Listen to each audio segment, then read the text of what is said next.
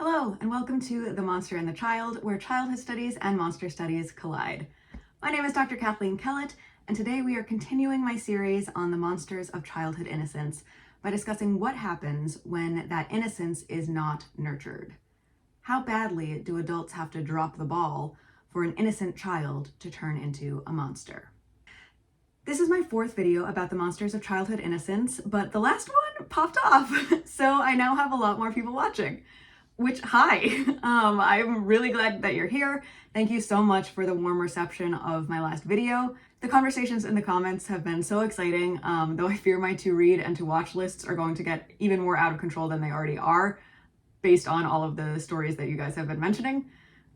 You've all also been incredibly nice to me, and I can't tell you how much I appreciate it. I started this series with that video up in the corner, which I recommend if you haven't checked it out. But I'm going to take this opportunity to reiterate some of how we're talking about childhood innocence as a social construct. I won't give the entire rundown again, but this is a good opportunity for a little refresher.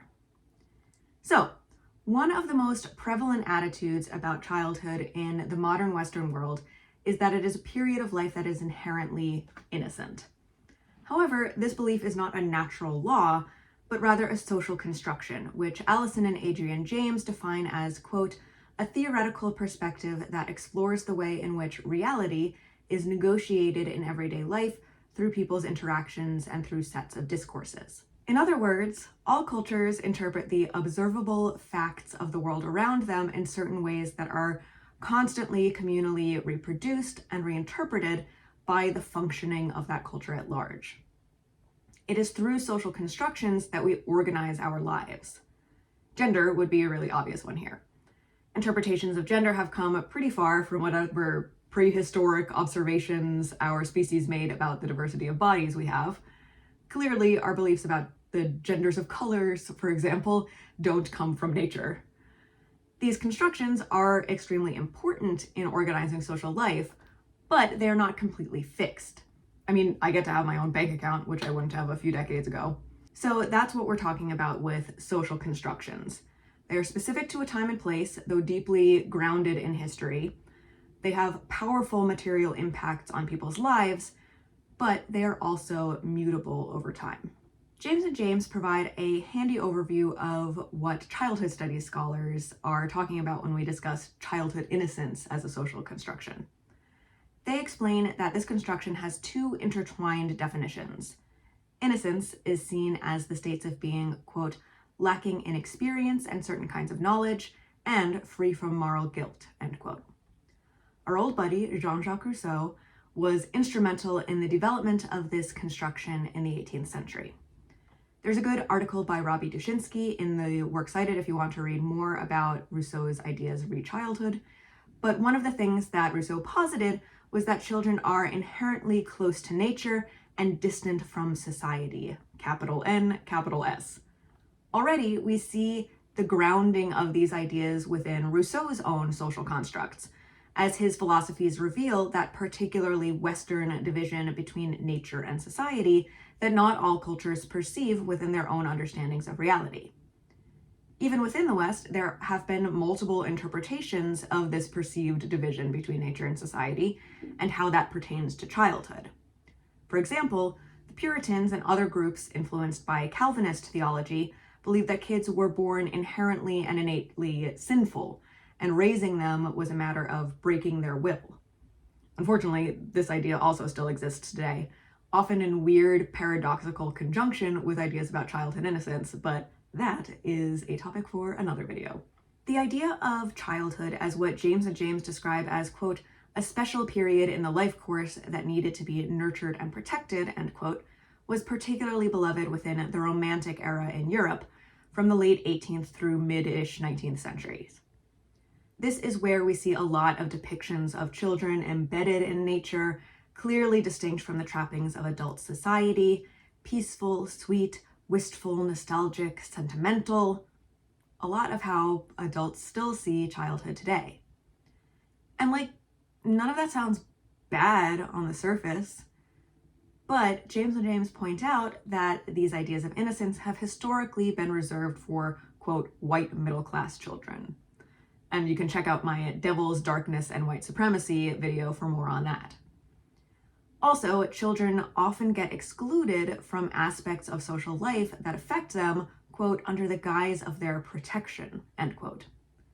So what does it mean for an adult, specifically for a parent, to protect a child's innocence?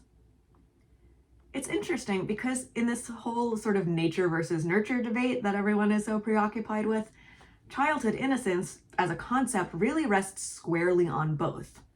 Yes, children are imagined as innocent by virtue of simply being children. Lack of experience gets conflated with moral purity in this construct. So there's your nature. But that can all crumble very fast without the right nurture. If you bungle that, then your kid isn't going to stay innocent for long. And that sounds like an excellent intro to a monster story. So join me, why don't you, as we do one of my favorite things, talk about Frankenstein. I have taught excerpts of Mary Shelley's Frankenstein or The Modern Prometheus in a couple of undergrad courses. If your Frankenstein knowledge is primarily derived through general cultural osmosis and not the actual novel, there are a few things you need to know.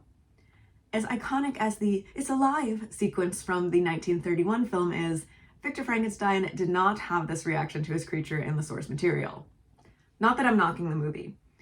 That film is fundamental in my development as a monster nerd. But monster stories change over time, and they should.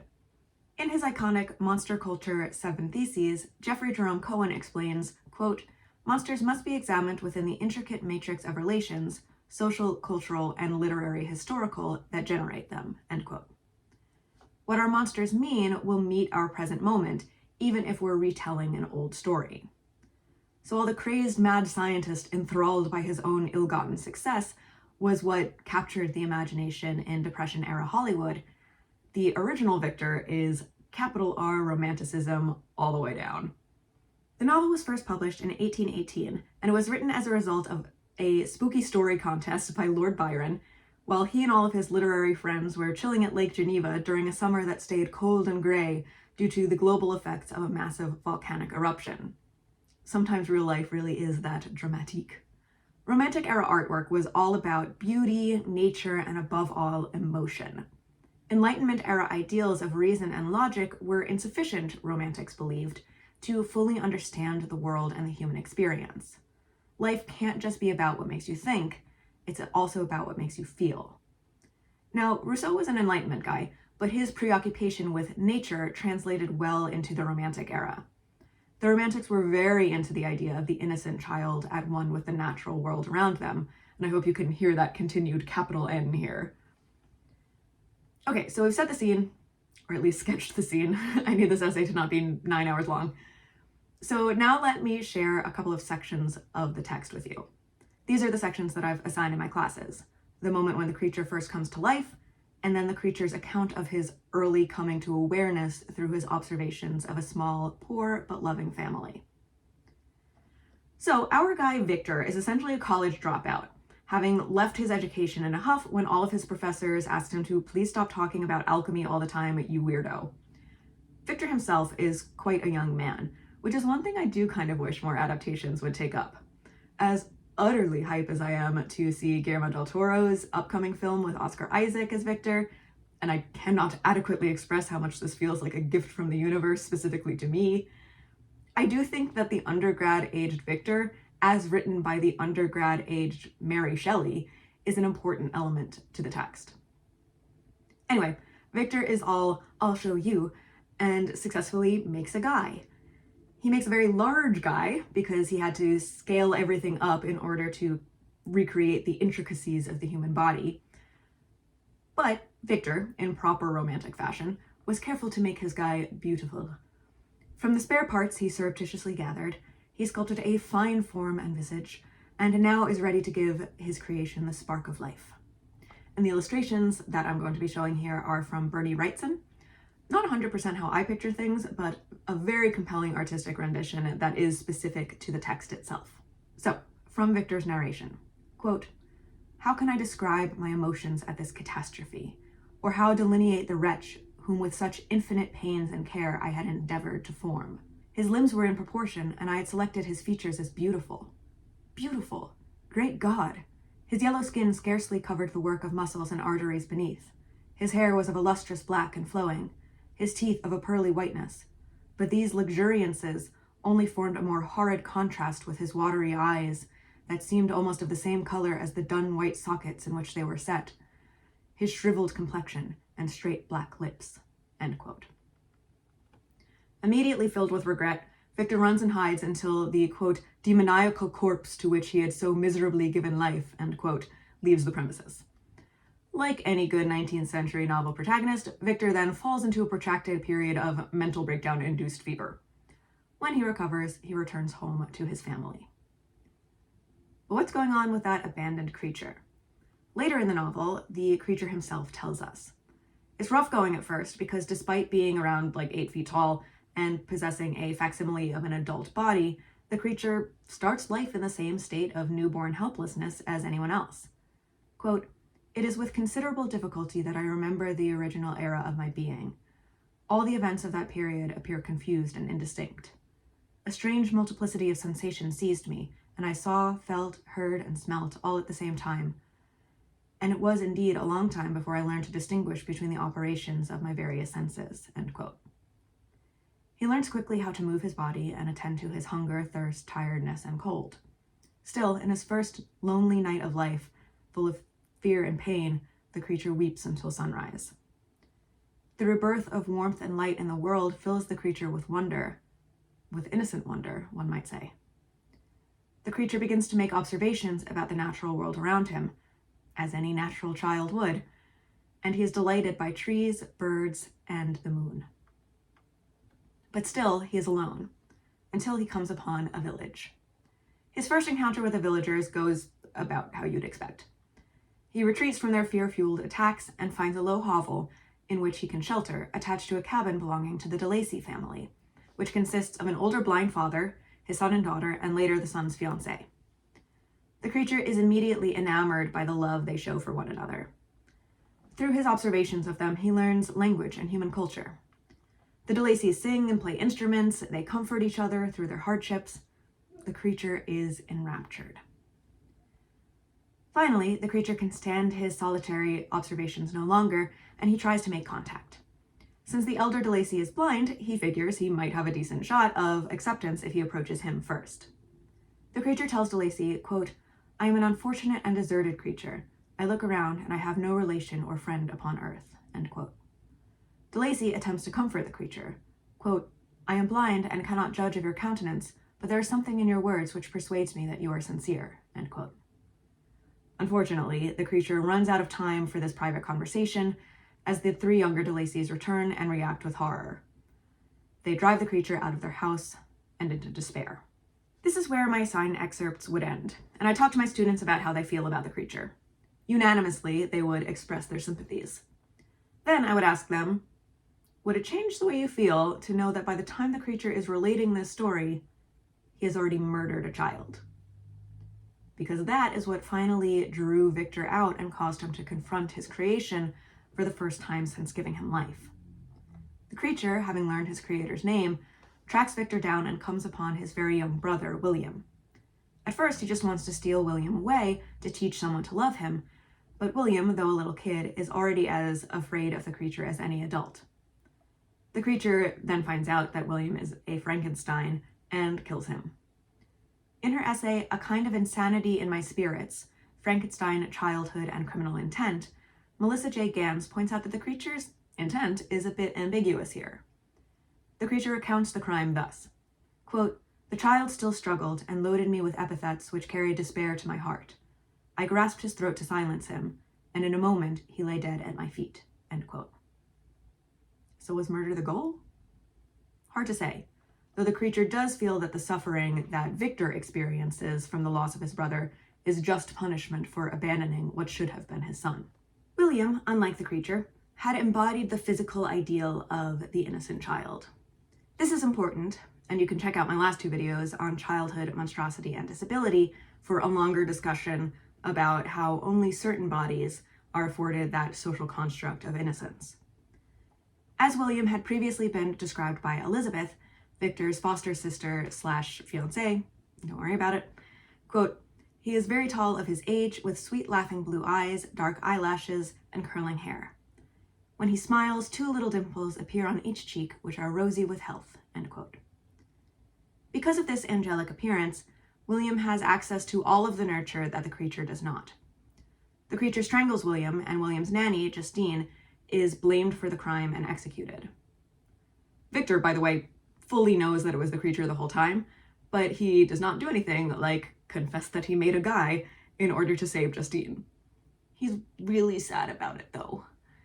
Probably he's even suffering more than Justine, because at least she knows that she's innocent, while he is tormented by his hideous mistake. So actually, Victor has it worse. Victor Frankenstein is one of the great characters of literature, an absolute standout of an unreliable narrator. Not unreliable in the sense of obfuscating information, but unreliable about himself and his role in the story. He listens to the creature's entire tale of neglect and woe, and still thinks that his main mistake was making an ugly fiend, instead of then immediately abandoning him. Victor is consumed by guilt, but rarely for the things he should be. It's deeply compelling. The man's a literary masterpiece. He also sucks. Just so bad. Anyway, you could probably tell where my sympathies lie by the fact that I immediately went on a digression about how Victor's the worst after revealing that the creature had killed a little kid. Not that I'm cool with what the creature did to William. It's incredibly upsetting. In no world should William have to suffer and die for his brother's failings, and Shelley's narrative doesn't try to soften that fact. If you're going to care about the creature, and the novel absolutely positions the reader to do so, you're also going to feel uncomfortable about it. That's, in my mind, one of the best things about a really good monster story. It doesn't let you off the hook. It makes you hold that cognitive dissonance, that moral dissonance. But if we are to believe the creature's own account, and I'm more inclined to trust his interpretation of events than Victor's, the creature did not kill William because of his nature. He and William were experiencing early childhood simultaneously, figuring out their sensory experiences, making observations about the world, and becoming enculturated through exposure to moral people. The crucial difference is that William was able to interact with those people, his family, his servants like Justine, and his friends. The creature remains totally isolated, and not in a fun pseudo-prehistoric Rousseauian way. He was just as innocent as William to begin with, but he was deprived of nurture. Gans puts the novel in the context of shifting legal treatments of childhood in England at the time. So these philosophies about children's moral natures have direct material consequences on the lives of children, especially children caught up in the criminal justice system. While previous versions of justice had focused on just the facts of who committed a crime, and if it was a kid, that's treated the same way as an adult, Gans demonstrates that, quote, "The treatment of children's criminal capacity underwent an important shift over the course of the 18th century," end quote. Now people were paying attention to issues of actual intent, which requires moral knowledge. Does the child culprit truly understand the difference between right and wrong? And who is to blame if a child becomes a criminal in the first place? Gans argues that Shelley answers that question firmly with the parents. She writes, quote, "During his formative years, the creature receives no guidance, love, or sympathy. He has no parent to develop his reason or shape his will." Through her portrait of the creature's natural benevolence and gradual turn to violence, Shelley underscores parents' role in and responsibility for the making of criminals, end quote. I think Gans's argument is compelling, and to me that begs the question, why did Victor drop the ball so hard? What caused Shelley's cautionary tale of a bad dad to renege on his great responsibility? What I think the text suggests is that it is the perception of innocent childhood that ultimately creates the experience of innocent childhood. Victor did not bring life to the shape of a baby, so no one, including Victor himself, ever sees the creature as such. And like Mary Shelley is still a romantic. Her account of the creature's earliest life does uphold the belief in an inherently good default state of the human, or mostly human, experience. The creature does not only learn about his senses, but he wonders at them and derives a pure and sweet joy from the pleasant sensations of nature. He also instinctively loves the DeLaceys. Unseen, he provides them resources to alleviate their poverty. So Mary isn't necessarily claiming that childhood innocence is a social construct the way I do. In the imagined world of her novel, it is a natural truth. But that innocence is fragile. It may start as nature, but it needs nurture to persist. Victor did create a monster, just not in the way he thinks. In other words, childhood innocence is a massive adult responsibility. And as precious as we collectively imagine this state of being, childhood can become equally as rotten and deadly if we fumble that responsibility. That's at least what one of our most monumental cultural touchstones of monstrosity claims, and Mary Shelley is not alone in that assertion. So, what other havoc can a child wronged wreak? The Japanese film Dark Water was released in 2002, 6 years after the publication of the short story Floating Water, on which it was based. There was later a 2005 American remake, but I haven't seen it, so I'm just going to talk about the Japanese original. Spoilers are ahead. It's not super possible to talk about this film without talking about the ending. Dark Water was directed by Hideo Nataka, who also directed Ringu, later remade into the American The Ring, so when I sat down to watch Dark Water about a year or so ago, I expected to be very spooked. But this movie wasn't actually that scary, but it did make me incredibly sad. In Dark Water, a woman named Yoshimi is, and here I wrote, struggling to keep afloat, and then regretted writing that, but I couldn't actually find another metaphor that worked, and that's probably kind of the point. So she is in the middle of an acrimonious divorce, and she currently has primary custody of her young daughter, Ikuko. Ikuko's father is fighting Yoshimi for custody, despite his general history of deadbeatness. He is using the fact that Yoshimi had previously received psychiatric treatment against her because he sucks as a person. But this does make it difficult for Yoshimi to trust herself or reach out for help when things start going very wrong in the rundown apartment that she is forced to rent. Her ceiling has leaks and water damage, and a child's little red handbag keeps appearing, despite Yoshimi throwing it away multiple times. The eeriness adds to Yoshimi's anxiety as she tries to find a job while still taking care of Ikuko. One sequence shows Yoshimi sitting through a job interview gone over time, while Ikuko is the last child remaining in the classroom as she waits to be picked up. Flashbacks show that Yoshimi also had this childhood experience, as she sat alone at a desk while her mother made excuses over the phone to her teacher. Yoshimi desperately wants to not repeat this pattern, but she can't seem to succeed. Unfortunately, her ex and the court are not the only things that Yoshimi needs to fight. Water-based hazards escalate in the apartment building. Yoshimi begins to catch glimpses of a little girl in a yellow raincoat, often near Ikuko. She learns that a girl around Ikuko's age went missing from the apartment complex about a year ago. That child's name was Mitsuko. She was abandoned by her mother and then subsequently disappeared. It turns out that Mitsuko, left to her own devices, drowned in the water tank on the building's roof. Since then, she has become a ghost, desperate for what she did not have in life, a good mother. At first, Mitsuko seems to see Ikuko as a friend, but it soon becomes clear that she instead sees her as a rival. She tries to drown Ikuko in the bathtub, but Yoshimi arrives just in time, or so it seems. She runs to the elevator, clutching the unconscious child to her chest, but before the doors close, since all this water damage has been wreaking havoc on the electric system, she sees a figure emerge into the hallway. It's Ikuko. The child she rescued was Mitsuko, who, now revealing her true form as a waterlogged corpse, clings to Yoshimi's neck, calling her mama. At first, Yoshimi denies this charge and tries to get her off, but then she realizes that if she gives Mitsuko what she wants, Ikuko will be safe. She turns on the stern mom voice to tell Ikuko to stay back, and then she gently cradles Mitsuko and confirms that she is her mama now. The elevator doors shut and Ikuko, sobbing, runs up the stairs to intercept it, but when the doors open again on the higher floor, they just release a torrent of water. The child actor who plays Ikuko, Ryokano, is very talented, so I don't know if I'm ever going to get those heart-shattering wails for her mother out of my head. 10 years later, the teenage Ikuko visits the old apartment.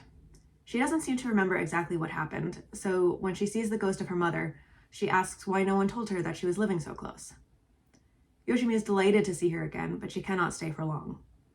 Mitsuko appears to reclaim her ghostly mother, and Yoshimi leaves Ikuko with the revelation that she was always looking out for her.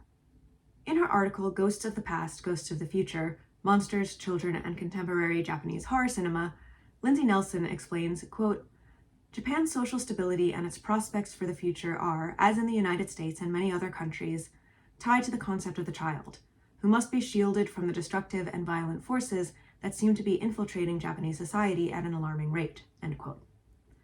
In other words, there's a lot of overlap in American and Japanese cultural constructions of the preciousness and importance of a child's futurity for the nation, as well as the intense need to protect childhood from going culturally off script. The constructs are not identical, of course. The legacy of Rousseau and Romanticism is obviously less of a thing in societies that weren't included in those historical movements. Childhood innocence as a concept has in many ways gone global, but it's still interpreted and applied in different ways from context to context.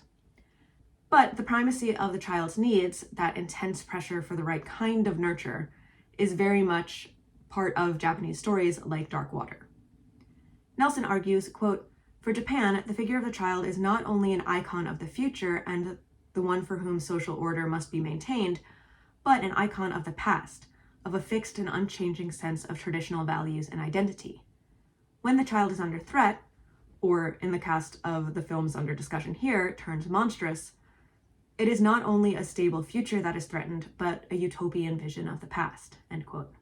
Cultural identity itself, a shared past, a common goal for the future, rests on the preservation and protection of the right kind of childhood, which requires everyone to get on board to provide the right kind of nurture. Now, Dark Water clearly knows how difficult it can be to provide that nurture. Many of Yoshimi's struggles are beyond her control. She clearly wants to be there for and with her daughter, and when she is a loving presence in her life. But Nelson points out that the film is, quote, often of two minds about its protagonist, subtly shaming her one minute for being a working single mother, but also sympathizing with her struggle to do the right thing, end quote. The viewer is not positioned to dislike Yoshimi in any way, but it is still her absence, the deficit of the nurture that she is able to give Ikuko, that puts Ikuko at risk to Mitsuko. It is the divorce, that breakdown of the nuclear family, as we see in horror movie after horror movie, that leads to them being in that dingy old apartment complex in the first place. And when Yoshimi is not physically present, that is when Mitsuko poses the most danger to Ikuko. Mitsuko herself, meanwhile, is only monstrous and murderous because she was deprived of protection and nurture. As I alluded to earlier, though, she is a tragic figure as well as a scary one. The general goopiness of her decomposing face is unpleasant, but her pleas for Mama are the same as Ikuko's, albeit with some spooky sound mixing. Her death was a tragedy, as is her lonely, uncared-for afterlife. Despite the horror of Yoshimi's separation from Ikuko, the gentleness with which she holds Mitsuko in the elevator comes as something of a relief. Like the creature, Mitsuko induces that cognitive and moral dissonance in the viewer. We may hate the violence, but we, or at least I, still want her to be held. As Nelson explains, quote, the monstrous child embodies the space of in-between, transgressing the boundaries between cleanliness and purity, innocence and abjection, death and birth, end quote. A big part of this in-betweenness, as I see it, is that tension between a belief in an inherently good or innocent nature and that easy destruction of the goodness through the wrong kind of nurture. Neither Mitsuko nor the creature started bad. Their monstrosity is an indictment of those who gave them life. I've mentioned in previous videos that Karen J. Renner, in her book Evil Children in the Popular Imagination, argues that a lot of evil children horror stories ironically uphold the belief in childhood innocence, at least inherent childhood innocence. There are, of course, some exceptions, and the child sociopath is something that I want to explore in a future video. But in these stories where the children aren't bad from birth, the cause of the monstrosity is the way in which the children are failed, which means that successful childhood is still the ultimate good, the opposite of monstrosity. But I think this also shows how anxiety-producing the construct of childhood innocence can be. One wrong move and it's gone for good. Tragedy and horror story all in one. There are some stories that allow the neglected or abused child to hold on to some of their goodness, though. They may still become monsters, not human, not child, but they might not be all bad, especially if there's an even more innocent child left to look out for. So let's take a look now at the first real scary movie I ever saw, The Sixth Sense. Oh, The Sixth Sense came out in 1999, and by the time I saw it, probably a year-ish later, I, like everyone else, already knew the twist ending. The surprise isn't necessary to like the movie, though, and despite the fact that it terrified me as an 11-year-old, I did quite like it. I was particularly captivated by the story of Kira, the child ghost played by a little Misha Barton. But first, let's back up. If you're only familiar with this film, again through cultural osmosis, allow me to fill you in on some of the details. Like Dark Water, this movie also features a struggling single mom and her imperiled child. Cole is 9 years old and weird. He is smart but very solitary, and strange things keep happening around him. He's also really racking up the unexplained injuries, which obviously alarms his mother and also puts her under suspicion of abuse. Childhood psychologist Malcolm starts seeing Cole after a real low point in his career, in which a former patient, now an adult, breaks into his house and blames Malcolm for not helping him. This former patient shoots both Malcolm and himself, killing them both. No need to be coy. We all know that Bruce Willis is dead the whole time. But Malcolm himself does not know that. He just sees Cole as a potential chance at redemption, a child he can actually save. Cole eventually admits what's going on to Malcolm with the now iconic line, "I see dead people." The ghosts frequently attack Cole in their rage and confusion. They don't know that they're dead, but they do know that they're suffering. Together, Malcolm and Cole work on a plan of action. Cole will offer to listen to the ghosts to find out what they need. This is not easy for Cole to do because the ghosts are very scary, but the next time a ghost shows up, he offers to help. This ghost is Kira. She is spooky as hell. Pale, bruised, vomiting, and intoning, "I'm feeling much better now." She is absolutely an abject figure. Abjection is a concept that, according to the writings of Julia Kristeva, refers to things that threaten the stability of a subject position, an individual identity. It's what Kristeva calls the not I, the stuff that has to be separated, thrown out, run away from, so that it ceases to threaten that illusion of a clean, controlled, immutable personhood. I say illusion because basically all that is abject is part of the human experience. Waste, bodily fluids, violence, death.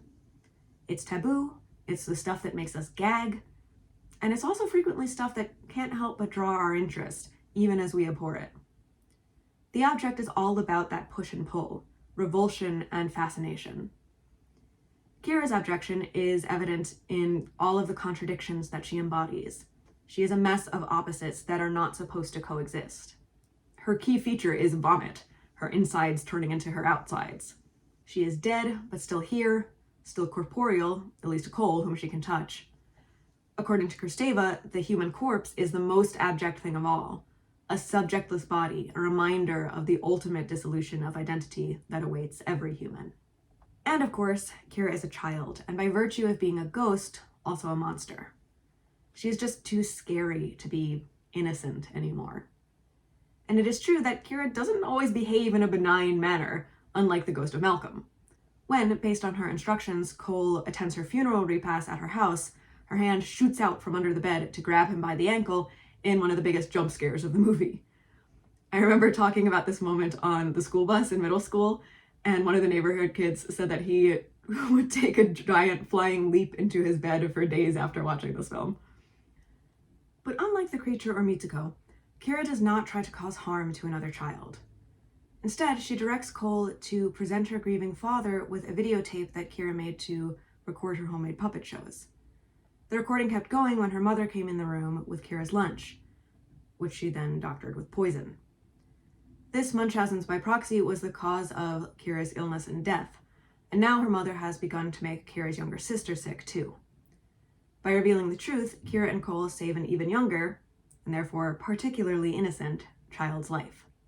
In I See Dead People, ghosts seeing children as mediums and mediators of communication in contemporary horror cinema, sage Leslie McCarthy explores characters like Cole as facilitators of togetherness. She argues that in child medium movies, quote, the very otherness of the children is a means of bringing about greater unity. Families and communities eventually pull together through them, end quote. Cole is clearly not a normal kid.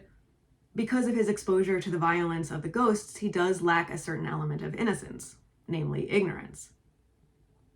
But Leslie McCarthy argues that this otherness allows Cole to provide, quote, voices to the marginalized, the abused, the forgotten, who are often also children, end quote. The Sixth Sense places just as much emphasis on nurture as Frankenstein or Dark Water. Clearly, it demonstrates the worst effects of the violation of parental responsibility. Instead of strengthening and protecting her daughter, Kira's mother literally sickens her until she dies. But it is only through Cole, another child, that Kira is able to communicate that message to her father. Based on his reaction to the tape, he is utterly blindsided. Now that he has the knowledge that he lacked, he at least is empowered to protect and nurture his remaining child. But the Sixth Sense is also interested in the nurturance of Cole. He keeps his abilities secret from his mom because he doesn't want her to know that he's a freak. But this lack of communication, Leslie McCarthy argues, just hurts them both. It's not the fact that his mom is a single working mother that endangers him.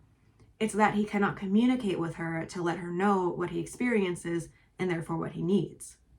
Through his work with his dead psychologist, both of those being important here, Cole learns to facilitate communication between other kids and adults, as well as communication between himself and the most important adult in his life, his mom.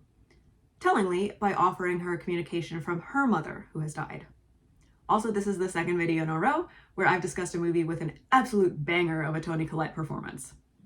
I think Leslie McCarthy's arguments are interesting in the context of my analysis here, because they suggest that nurture is not entirely a one-way street.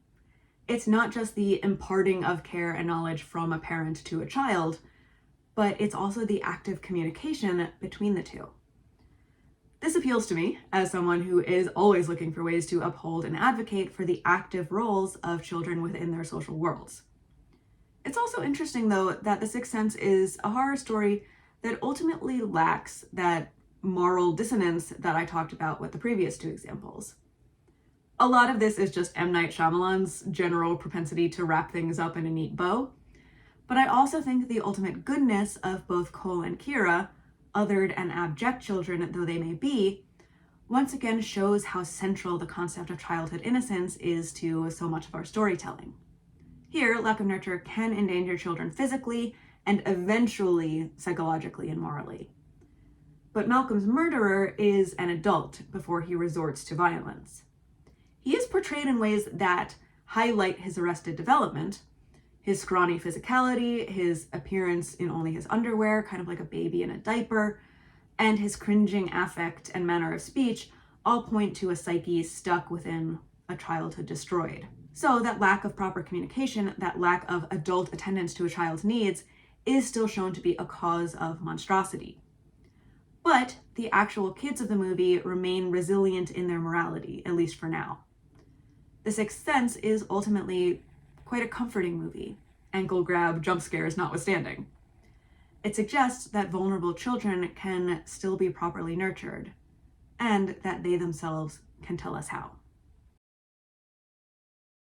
As per usual, I would like to close things out with a discussion of how these narratives may reflect and reinforce the ways children, and in this case also adults, are treated in real life. I found an interesting study from Germany about stigma and childhood trauma. The researchers, Schomeris et al., define stigma as, quote, labeling, stereotyping, separation, and status loss, end quote. They pose the following scenario to participants in their study. Quote, imagine you have a new neighbor. When talking to you, they indicate that they have experienced a traumatic event and are still dealing with the consequences, end quote. The events they included were sexual abuse as a child, physical abuse as a child, serious accident as a child, and physical abuse as an adult. They had participants rate their responses to this hypothetical neighbor in several ways. Check out the works cited if you want to read more. But one of those ways was the extent to which they agreed or disagreed with stereotypes. Quote, Statements started with people who have experienced traumatic event, followed by 4 positively framed statements: are able to have good friendships, are just as suitable for a responsible job just like any other person, perform their parental duties just as well as other people, have survived a crisis and have grown through it, and 6 negative statements: are unpredictable, have a higher risk of becoming a criminal, are harmed for the rest of their lives, are guilty of what has happened to them to a certain degree, are not able to have a stable relationship, have already been vulnerable before the event should they develop a mental illness, end quote. It's very important that we note that, quote, most respondents agreed with positive and disagreed with negative stereotypes. So I am not making a one-to-one argument between monster stories and real life here. The data would not support that, thank God. People in general do have a lot of sympathy for childhood trauma, but I'm interested in whether that is useful sympathy. I think that this insistence we collectively have for the existence of a precious and fragile state of childhood innocence that must be protected correctly lest it disintegrate and lead a person to a sort of internal state of ruin is probably not too helpful to people who have actually experienced things like abandonment, neglect, or abuse. And I think this hypothesis of mine is supported by Chimeris et al.'s results. They found that, quote, the most frequently endorsed assumption was that people are permanently harmed by their traumatic experiences, end quote. This was the only negative stereotype that made up the majority of responses for both forms of interpersonal childhood trauma, so not the accidents. But there were also some negative stereotypes that, while they comprised a minority of results, still represented statistically significant increases over different forms of trauma. For instance, quote, people who experience sexual abuse in childhood are regarded more frequently to be unable to have a stable relationship, end quote, as well as being assumed less frequently, quote, to have grown from their adverse childhood experiences, end quote. However, they were also considered, quote, somewhat less guilty than people reporting all other types of trauma, and they're seen as more competent as parents and in difficult jobs compared to someone reporting adult physical abuse. Meanwhile, the results for stereotypes about people who've been through childhood physical abuse showed that they, quote, are seen at greater risk of committing criminal offenses, a significant difference to childhood accident and adult physical trauma.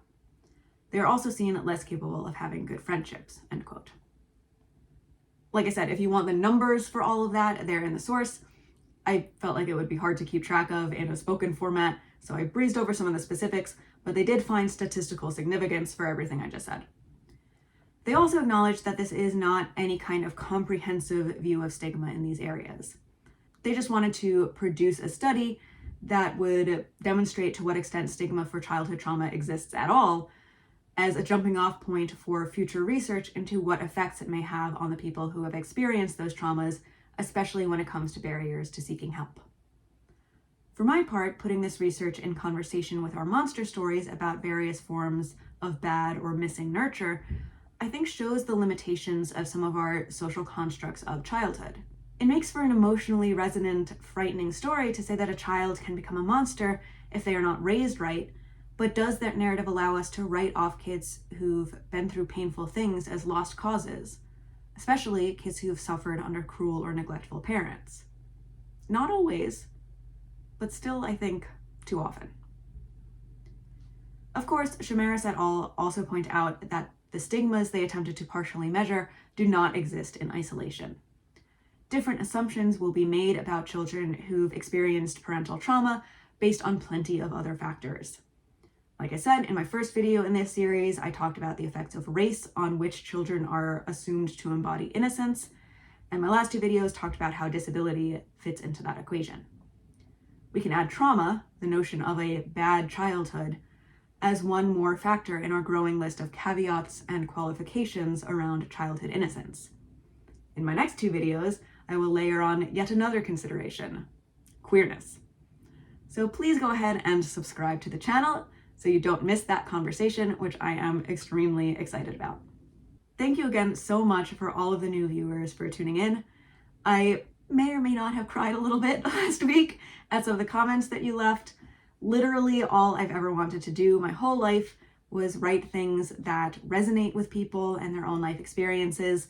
So those of you who let me know that these videos have been resonating with you, You are literally making my dreams come true over here. I have a lot of exciting things for the channel planned for down the road, so I hope you stick around. If you enjoyed the video, please give it a like, and I'd love to get another good conversation going in the comments on this one. And with that, I hope you have a wonderful rest of your day, and I will see you next time on The Monster and the Child for more monstrous food for thought.